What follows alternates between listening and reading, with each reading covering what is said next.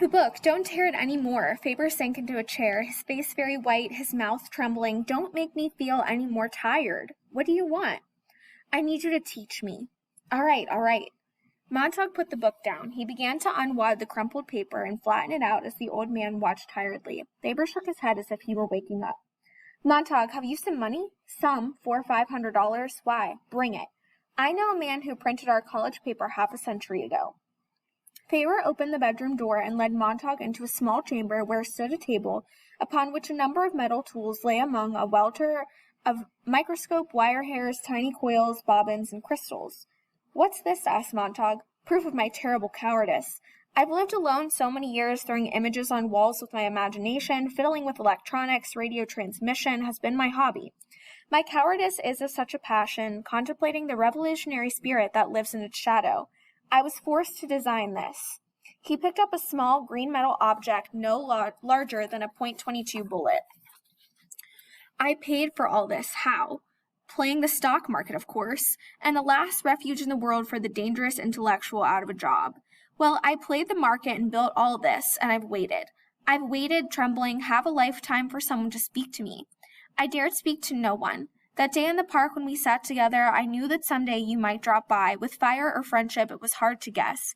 I've had this little item ready for months, but I almost let you go. I'm that afraid.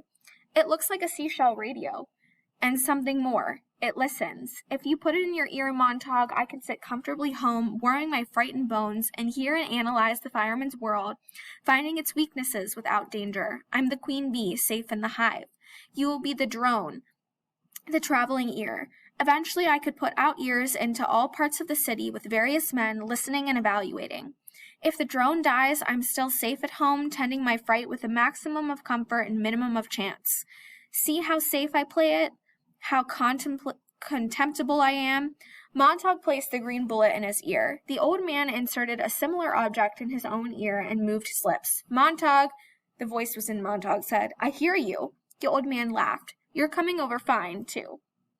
Faber whispered with a voice in Montague's head was clear. Go to the firehouse when it's time. I'll be with you. Let's listen to this Captain Beatty together. He could be one of us, God knows. I'll give you things to say. We'll give him a good show. Do you hate me for this electronic cowardice of mine? Here I am sending you out into the night while I stay behind the lines with my damned ears listening for you to get your head chopped off. We all do what we do, said Montague. He put the Bible in the old man's hands. Here, I'll chance turning in a substitute. Tomorrow, I'll see the unemployed printer. Yes, that much I can do. Good night, Professor. Not good night. I'll be with you the rest of the night, a vinegar gnat tickling your ear when you need me. But good night and good luck anyway. The door opened and shut. Montague was in the dark street again, looking at the world. This is a special case. Come on, jump for it. They leaped into the air and clutched the brass pole as if it were the last vantage point above a tidal wave passing below, and then the brass pole, to their dismay, slid them down into a darkness, into the blast and cough and suction of the gaseous dragon roaring to life.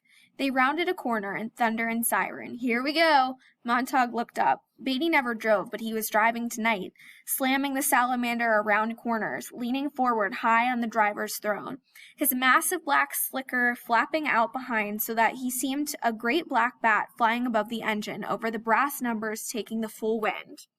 Here we go to keep the world happy, Montague. Beatty's pink, phosphorescent cheeks glimmered in the high darkness, and he was smiling furiously. Here we are. The salamander boomed to a halt, throwing men off its slips in clumsy hops. Montague stood fixing his raw eyes to the cold bright rail under his clenched fingers. I can't do it, he thought. How can I go at this new assignment? How can I go on burning things? I can't go in this place. Beatty, smelling of the wind through which he had rushed, was at Montague's elbow. All right, Montague. The men ran like cripples in their clumsy boots as quickly as spiders. At last, Montague raised his eyes and turned. Beatty was watching his face. Something the matter, Montague? Why, said Montague slowly, we have stopped in front of my house.